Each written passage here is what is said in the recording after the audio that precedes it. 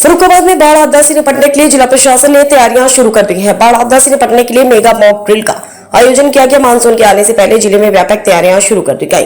गंगा और रामगंगा के किनारे बसे गांवों को सुरक्षित रखने के लिए 52 बाढ़ चौकियां और 24 बाढ़ शरणालय बनाए गए। जिलाधिकारी ने 77 अति संवेदनशील और 112 संवेदनशील गांवों को चिन्हित किया। इन गांवों में योजना के तहत विशेष निगरानी रखी जाएगी। मौसम विभाग के अनुसार 15 से 25 जून के बीच मानसून पहुंचने की संभावना है।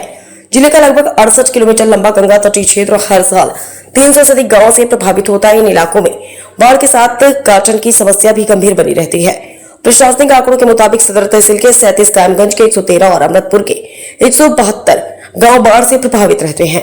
बाढ़ पीड़ितों की सुरक्षा के लिए सदर में 5, कायमगंज में 6 और अमृतपुर में 13 बाढ़ शरणालय बनाए जाएंगे। सदर में 4, कायमगंज में 15 और अमृतपुर में 33 बाढ़ चौकियां की स्थापना की जाएगी। राहत और बचाव के लिए 191 नावें और नाविक की तैनाती की जाएगी। सदर तहसील में 30, कायमगंज में 54 और अमृतपुर में 107 नाव और नाविकों की तैनाती की जाएगी। आपात परिस्थितियों के लिए सदर में 5, कायमगंज में 28 और अमृतपुर में 20 गोताखोर तैनात रहेंगे। फर्रुखाबाद से राजीव कुमार, समाचार 24। में बाढ़ की तैयारी को लेकर मतलब ये क्या मतलब आपके द्वारा कदम उठाया जा रहा है, कितनी चौकियां बनाई जा रही, क्या मतलब उसमें? जनपद फर्रुखाबाद में मुख्य रूप से 2 तहसील बाढ़ से प्रभावित होती हैं। एक अमृतपुर है और एक कायमगंज है, जहां पिछले वर्ष अगर हम देखेंगे तो 79 विलेजेस जो है वो अमृतपुर में प्रभावित हुई थी और अराउंड 75 विलेजेस कायमगंज में प्रभावित हुई थी। उसी को देखते हुए जो जनपद स्तर पर बाढ़ नियंत्रण समिति है उसकी बैठकें 3 बार हो चुकी हैं और जितने भी विभागों की कार्य योजनाएं इस संबंध में आनी थी वो कार्य योजना कंपाइल करके हमने बाढ़ का एक योजना बना ली है जिसके तहत कार्रवाई की जाएगी। और इसमें जो सिंचाई विभाग की तरफ से जो बाढ़ से बचाने के लिए कुछ योजनाएं थी वो भी अभी पूर्ण हो गई हैं और कुछ पूर्ण होने वाली हैं, जिसमें कि एप्रन का निर्माण किया जाना था और पॉर्क्यूपाइन रखी जानी थी, जिससे जो फ्लो है और पानी का वो कम और कटान ना हो।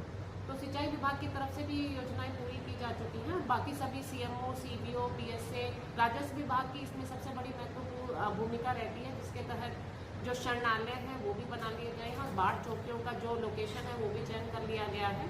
और यदि बाढ़ आती है और ऐसा ज़रूरत पड़ती है कि बाढ़ राहत सामग्री का वितरण किया जाएगा तो उसके तहत जितने भी प्रोसीजर्स हैं राजस्व विभाग के द्वारा वो कर दिए जाएंगे। कई गाँव में सिंचाई विभाग द्वारा जो है कि रोकथाम के लिए उपाय किए जाते हैं, लेकिन वो जो है लाखों रुपए पैसा खर्च करने के बाद फिर वही बह जाते हैं।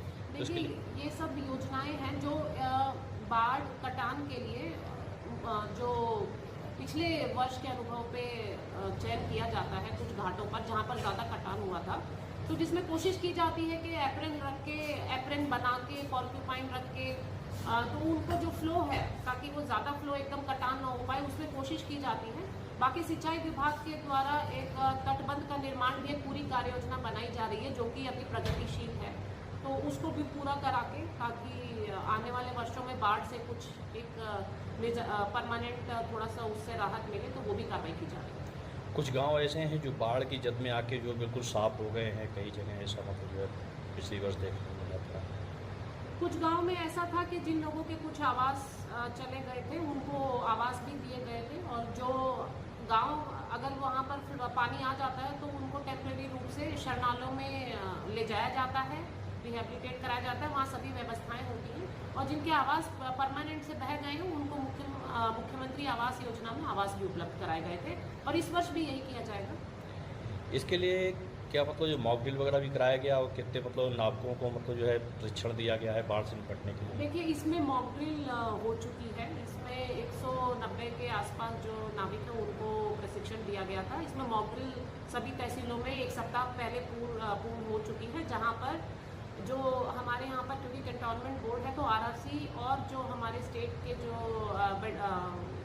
एनडीआरएफ है उन्होंने भी यहाँ पर जो मॉक ड्रिल है वो की है, मिलकर ज्वाइंट एक मॉक ड्रिल किया जिसमें राजस्व विभाग भी उपस्थित है।